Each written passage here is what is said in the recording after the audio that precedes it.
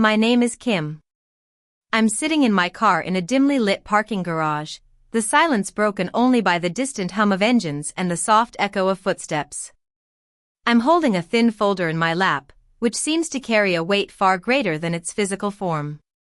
Just moments ago, my estate attorney informed me that my net worth has exceeded $20 million. His voice was calm, almost indifferent, as if discussing the weather rather than the culmination of my life's work. I didn't celebrate. I didn't share the news with anyone. Instead, I tucked the folder into my bag and drove down to this quiet corner of the garage. As I sit here, lost in thought, memories of years of hard work, self-denial, and unwavering dedication to my family flood my mind. Suddenly, my phone rings. The screen lights up with the name of my son, Jake. I stare at it for a moment longer than I should before answering. It's been weeks since our last conversation, and I was the one who reached out then. "Mom," he says, his voice a bit too bright. "Are you free tonight? We should have a family dinner downtown at the Harbor View. 7 o'clock sharp." The words come out in a rush, as if he's afraid I'll say no. "Is something wrong?" I ask, a sense of unease creeping over me. No, he replies quickly. "It's just important." I look at my reflection in the rear view mirror, at the tired eyes and carefully applied makeup, and a familiar ache mixes with a newfound suspicion. When children suddenly remember you, it's natural to wonder what's changed. "All right," I say quietly. 7. After hanging up, I sit in the car, the realization hitting me hard. They think I'm going as their doting mother, unaware that I've recently discovered their financial troubles. I know that tonight's dinner won't be about family bonding or apologies. It'll be about truth, boundaries, and the long overdue consequences of being taken for granted. Let me rewind a bit. 3 months ago, my house was filled with a warm, inviting atmosphere. I had started cooking early in the afternoon, moving slowly and deliberately, just as I always do when something truly matters. I placed a succulent roast beef in the oven, seasoned it the way I've done for decades. Creamy mashed potatoes sat on the stove, covered to keep them from drying out. Freshly trimmed asparagus was lined up neatly on the cutting board. The smell of garlic and rosemary filled the kitchen and wafted down the hallway, enveloping the house in a sense of care.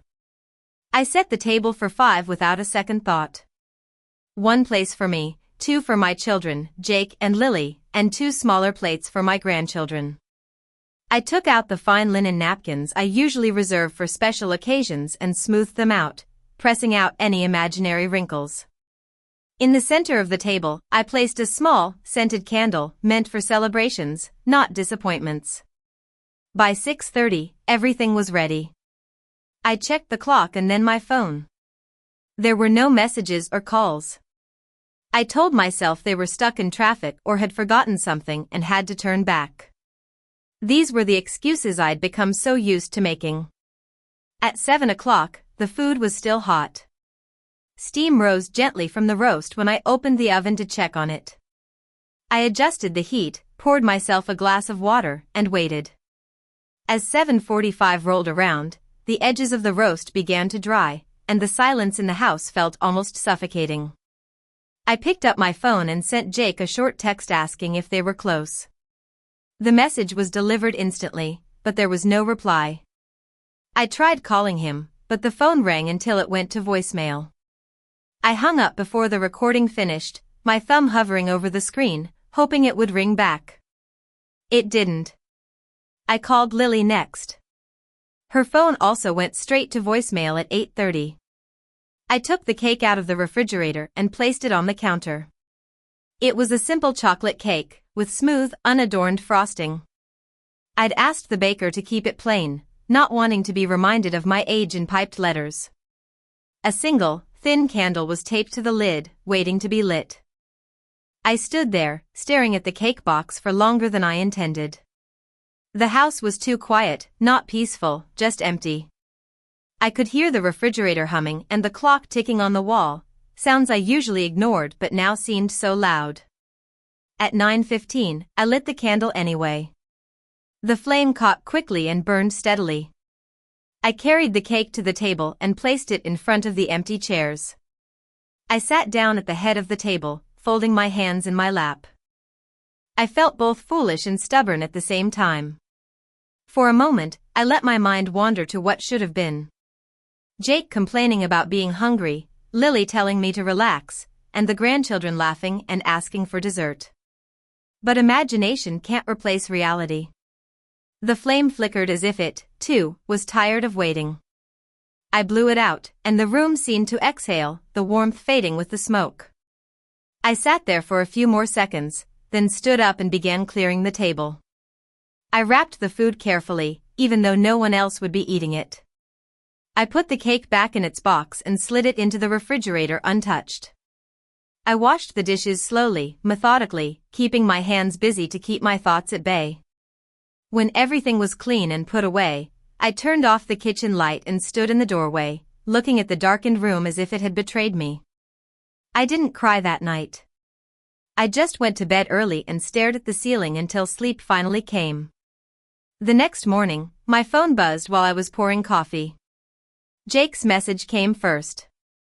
He apologized, saying work had come up and he thought Lily had told me the plans had changed.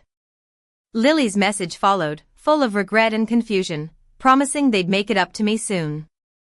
Soon. I read the messages twice, then set my phone down on the counter. No one asked how late I'd stayed up or if I'd eaten alone. No one suggested coming by that day. I looked at the faint ring of condensation the cake box had left on the counter, and a quiet, uncomfortable truth settled within me.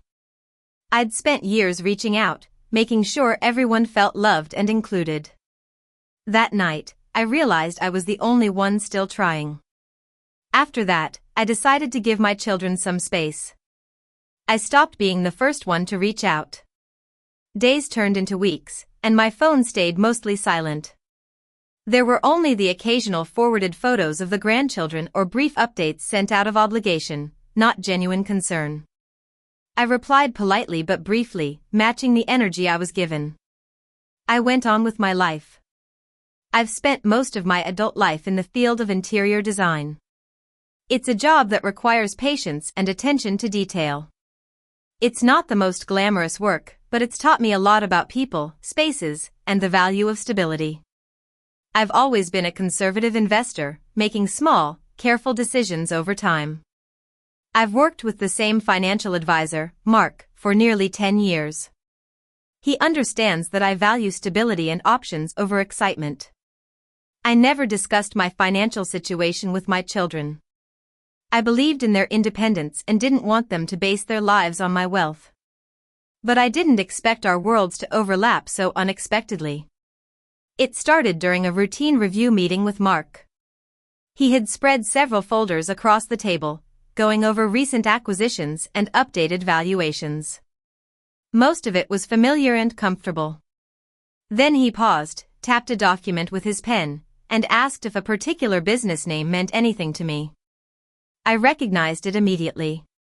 It was Jake's business. I didn't react right away. I asked calm, clarifying questions. I wanted to understand, not assume.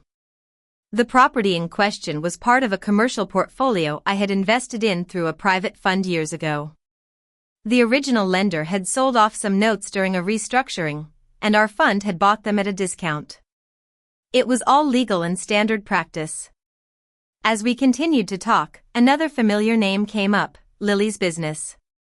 Different property, same situation.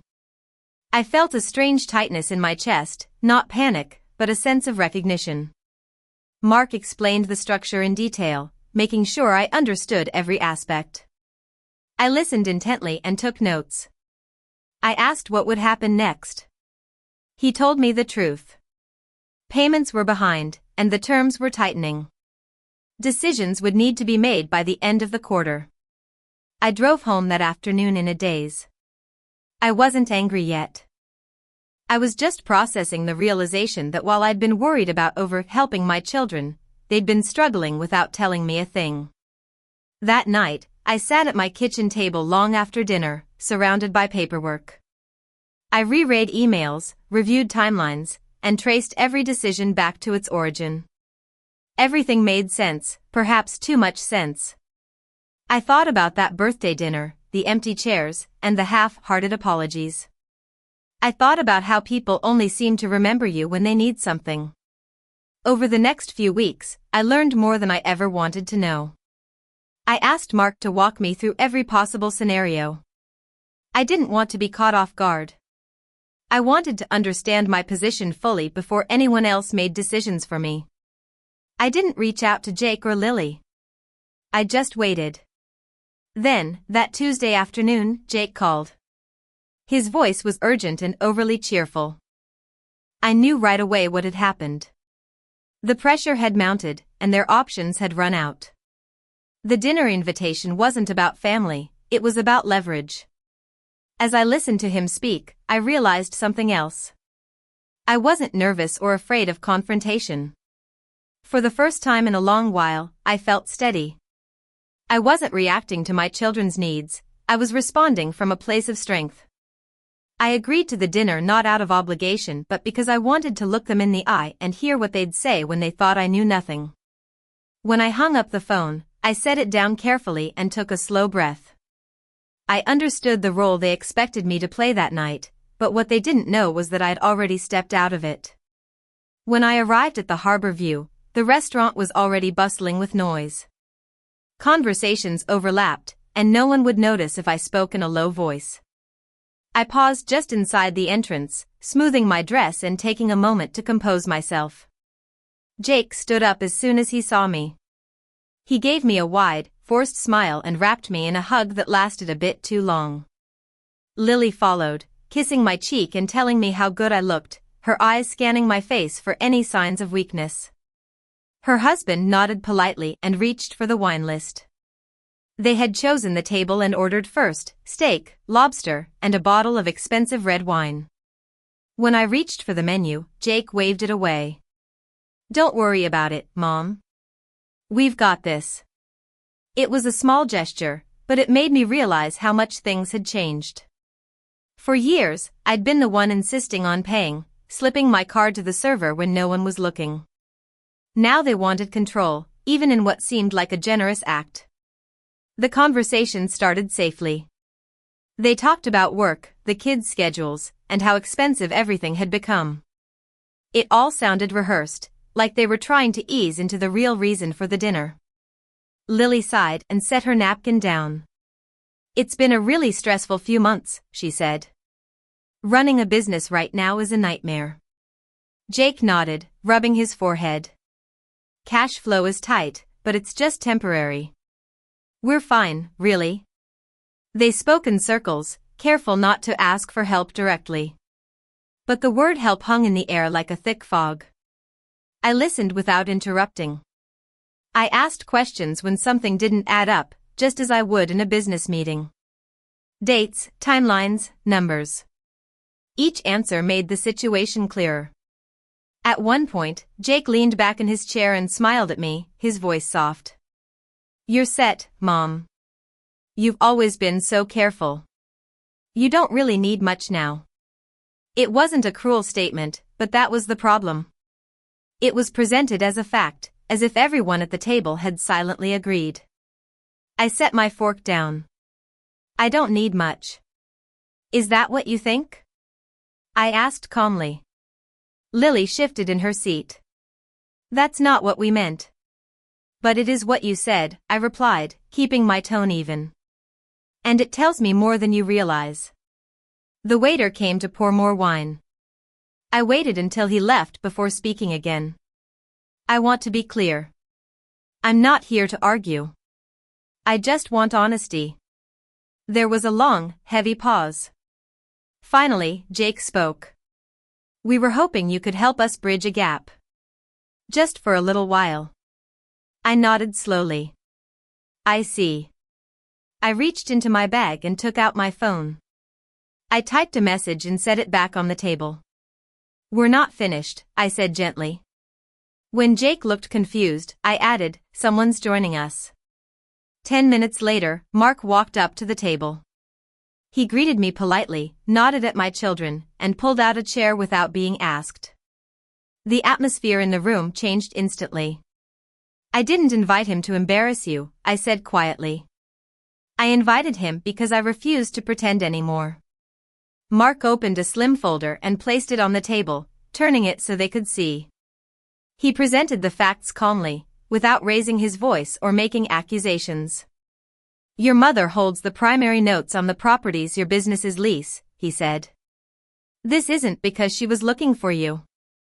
It's just a part of the market she's been in for years." Lily's face turned pale, and Jake stared at the folder as if it would disappear if he blinked.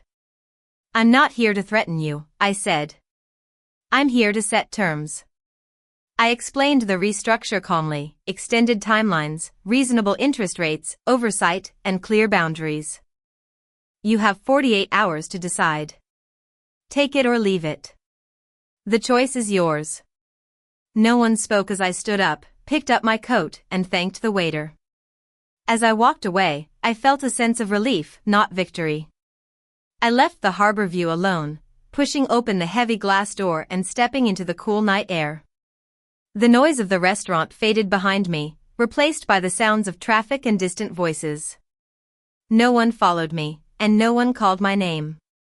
I walked slowly down the block, my heels tapping against the pavement. I was aware of how tense my shoulders had been all evening and how that tension was finally starting to ease. When I reached my car, I sat down and closed the door, but I didn't start the engine.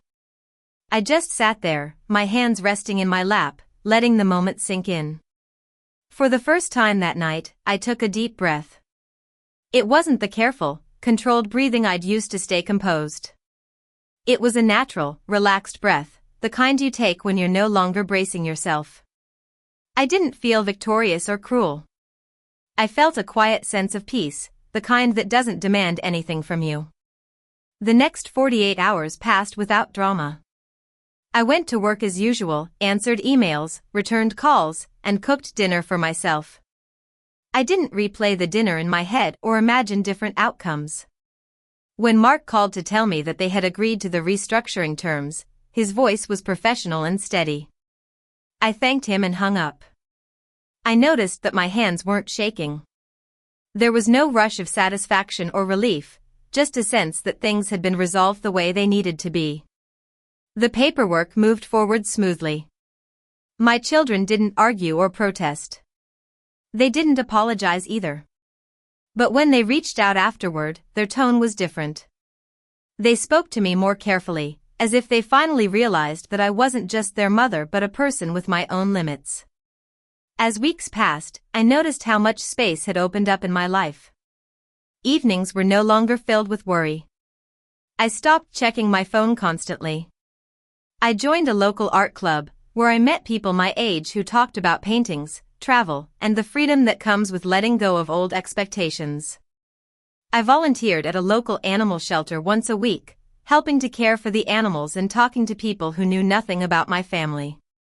It felt good to be useful without being taken for granted. That fall, I took a solo trip to a small town by the mountains. I walked along the trails in the mornings, sat on benches in the afternoons, and ate when I was hungry, not when it was convenient for others. No one needed updates or reassurance. One afternoon, sitting by a small stream, watching the water flow, I thought about that birthday night, the candle I'd blown out alone, and the version of myself who believed that love meant endless waiting and silent acceptance. I didn't judge her. I understood her. She'd done what she knew how to do. What I know now is simpler and harder. Family doesn't mean unlimited access. Love can't survive on assumptions alone. Respect isn't given just because of blood. It has to be built, maintained, and sometimes reclaimed through setting boundaries. My children are still a part of my life. We talk and see each other. But our relationship has changed. It's more balanced, less resentful. I didn't lose my family that night at the restaurant. I lost the illusion that being needed was the same as being valued. And in letting go of that illusion, I gained something real and lasting: peace.